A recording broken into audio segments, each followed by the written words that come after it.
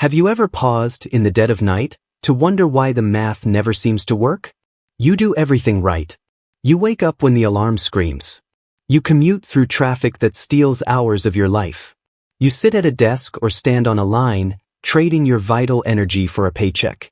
You work harder this year than you did last year. You are more experienced, more efficient, and more tired. Yet, when you look at your bank account at the end of the month, the number hasn't moved. In fact, relative to the cost of living, it has likely shrunk. You ask yourself, is it just bad luck? Am I just bad at managing money? I am here to tell you that it is neither. It is not a glitch. It is not a mistake. It is a feature. The reality you are living in, the treadmill of work, spend, repeat, is a system working exactly as it was designed to work. You are not failing. You are being successfully harvested. Why is it that some individuals, often with no more intelligence or talent than you, manage to start from zero and build empires? Why do some people spend their days strictly on leisure, while their net worth compounds into the millions, while others work 3 jobs just to keep the lights on? It is not a lack of effort on your part. The world is full of hardworking people who die poor. It is not a lack of intelligence. The world is full of brilliant people who are buried in debt. It is because there is a system, an overarching economic and social architecture. And that system was not built for you to win. It was built to keep you as a permanent source of fuel. It was constructed to keep you in debt, dependent, obedient, and too exhausted to ask questions. But here is the secret that the architects of this system pray you never discover. The machine is neutral. The same gears that grind you down can be used to lift you up. The same complex financial instruments designed to keep you poor are the exact tools used to make the wealthy rich. The system doesn't hate you. It just rewards a specific set of behaviors and brutally punishes others. You have been trained, from the moment you entered the school system, to perform the behaviors that get punished. You were trained to be the prey. But today we are going to flip the board. I am going to show you not just how the trap works, but how to dismantle it, use its own parts, and build a ladder out of the pit. Part 1. The anatomy of the trap. To escape the prison, you must first understand how it was built. You cannot fight an enemy you cannot see. From an early age, you were inducted into a training program designed to produce a specific product, a compliant worker and a voracious consumer. Think about the modern education system. Historically, it was not designed to create thinkers, investors, or leaders. It was scaled during the Industrial Revolution to create factory workers. Punctuality, obedience to authority, rote memorization, and the ability to perform repetitive tasks without complaint. These were the metrics of success. You study to get a job. You get a job to pay bills. But the system is clever. It knows that if you just work to survive, you might eventually save enough to quit. So, it invented a mechanism to keep you running forever: consumer culture and debt. You are taught that success isn't freedom, success is stuff. You graduate, and the system hands you a credit card. You want a car? Finance it. You want a house? Mortgage it for 30 years. You want a phone? Pay it off in 24 installments. Have you noticed the asymmetry of the system? Have you noticed how the world rewards you instantly for being a consumer, but puts up barriers when you try to be an investor? When you spend, you get instant gratification. You get cashback points. You get airline miles. You get VIP status. The bank increases your credit limit. They send you letters congratulating you on your eligibility for more debt. When you save or invest, silence. Or worse, resistance. You face bureaucracy. You face complex tax codes. You face fees. You face the fearmongering of the news cycle telling you the market is about to crash. This is not an accident. The economy relies on the velocity of money, specifically, your money leaving your pocket. The treadmill effect. This is why you feel like you are running in place. Taxation. The more you work, the higher your tax bracket. You are penalized for productivity. Inflation. This is the silent thief. The government prints money, devaluing the cash you worked hard to save. If you save money under your mattress, you are losing 3% to 8% of your wealth every year.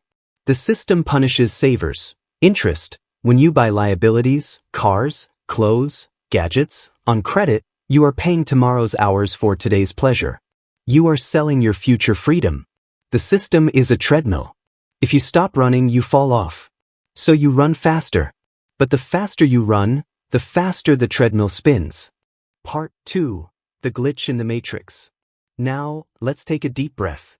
Because everything I just told you, the rigged game, the trap, the unfairness, is only half the story. The other half is the good news. The system has a backdoor. The financial system is based on rules. It is a game. And like any game, if you read the rulebook that the game masters use, you can stop playing as a pawn and start playing as a player.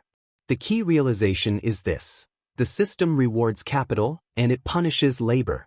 Labor is you trading your time for money. It is highly taxed, physically limited, you can only work 24 hours a day, and dependent on your presence. Capital is money working for money. It is taxed at a lower rate, or not at all if structured correctly. It is limitless, money doesn't sleep, and it works whether you are there or not. To flip the game, you must cross the chasm from laborer to capitalist. You don't need millions to do this. You need a shift in strategy. Compound interest is the force that crushes the poor. It's why a $5,000 credit card debt can turn into a lifetime of payments. But compound interest is also the force that creates the wealthy. It is the only mechanism that allows exponential growth in a linear world. A credit card is a trap for the consumer, but for the strategist, it is a tool for float, points, and credit-building leverage, if paid in full every month. Information is a distraction for the masses, celebrity gossip, fear-based news, but for the wealthy, information is asymmetric power. When you know where to look, you stop playing against the house. You start buying shares in the house. Part 3. The Great Divide Mindset Shift. To understand how to escape, we must look at the psychological difference between the system mindset, the majority, and the wealth mindset, the minority. This is not about being a good person versus a bad person. It is about being effective versus being used. 1. The relationship with time. The majority trade time for money. They view time as something to be sold. I make $20 an hour. This is a linear equation. Total income equals hours worked times hourly rate. The problem? You have a ceiling. You will eventually get sick, old, or burned out. When you stop, the money stops. This is a fragile existence. The minority buy time with money. They view money as a tool to purchase freedom. They don't want a second job, they want assets. They build systems. They write books, buy rental properties, invest in dividend stocks, or create digital products. They do the work once and get paid repeatedly. They are sleeping and their bank account is growing. They are on vacation and their assets are working. They have decoupled their time from their income. 2. The definition of financing. The majority finance consumption. They use debt to buy things that lose value. Low monthly payments is the siren song of poverty. They buy a new car. As soon as they drive it off the lot, it loses 20% of its value. But they are paying interest on the full amount for 5 years. They are paying 120% of the price for an asset that will eventually be worth 0%. Result: they are owned by the bank. The minority finance assets. They use debt, leverage, to buy things that gain value or produce income. They might take a loan to buy an apartment complex. The tenants pay the loan. The property appreciates. The tax code gives them breaks for depreciation. They don't ask, can I make the monthly payment? They ask, does the income from this asset cover the debt and leave a profit? 3. The leftover philosophy. The majority spend first, save what's left. Equation: income minus expenses equals savings. Usually, the result is 0 or negative. They succumb to Parkinson's law. Expenses always rise to meet income. If they get a raise, they get a nicer car. They never get ahead. The minority pay themselves first. Equation: income minus investments equals expenses. They automate their wealth. Before they even see the money, a portion is stripped away and sent to investment accounts. They live on what is left. This forces them to be creative with their budget, while their wealth grows in the background automatically.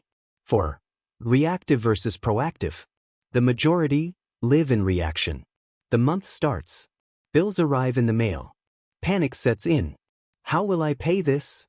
They are firefighters, constantly putting out flames. They have no mental bandwidth to plan for the future because they are drowning in the present. The minority live in anticipation. They know exactly what bills are due in 6 months. They have an emergency fund that acts as a shock absorber. When a car breaks down, it's an inconvenience, not a tragedy. Because they are not panicked, they have a clear mind. A clear mind can spot opportunities. A panicked mind can only spot exits. The detail that changes everything. You might be thinking, this sounds great, but I don't have money to invest. I'm barely scraping by. This is where the system tries to deceive you again. It tells you that you need to be rich to invest.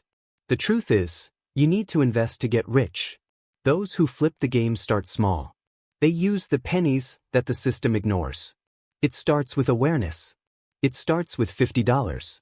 It starts with organization. Part 4. A historical case study, Geraldine Wise. Let's ground this in reality. Theory is fine, but does it work? Let me tell you the story of Geraldine Wise. This is a composite of many real stories like Ann Scheiber or Grace Groner, ordinary women who beat the system. In the 1960s, the financial world was a boys' club. A woman like Geraldine, a secretary with a modest salary, was invisible. She had no inheritance. She had no hot tips from Wall Street insiders.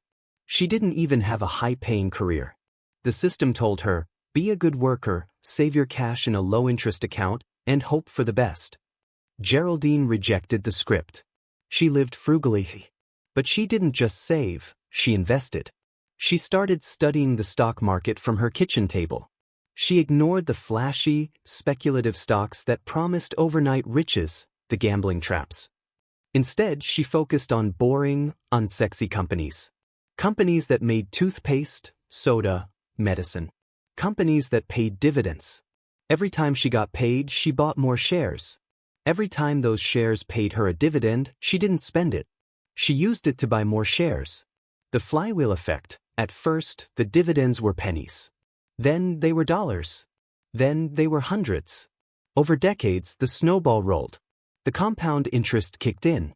While her colleagues were financing new cars and buying bigger houses they couldn't afford, Geraldine was quietly buying her freedom. When she died, she wasn't just comfortable. She was a multimillionaire.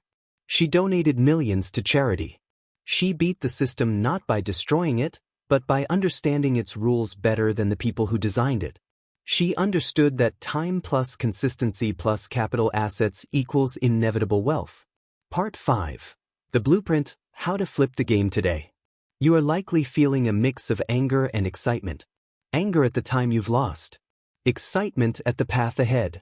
Okay, you ask. What do I do right now? Here is your tactical roadmap. Step 1. Radical transparency, the audit. You cannot manage what you do not measure. Most people are terrified to look at their bank statements. It hurts. It's shameful.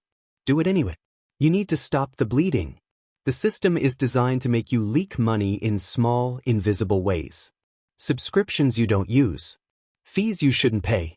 Impulse buys at the checkout counter. Map every single cent. Use a spreadsheet, an app, or a notebook. Ask yourself for every expense, did this bring me value, or did I buy this to numb myself? Clarity is power. Once you see where the money goes, you regain control. Step 2. The automation of discipline. Willpower is a finite resource. You will have bad days. You will be tired.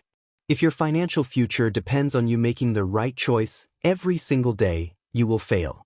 The system counts on your fatigue. So remove the choice. Automate.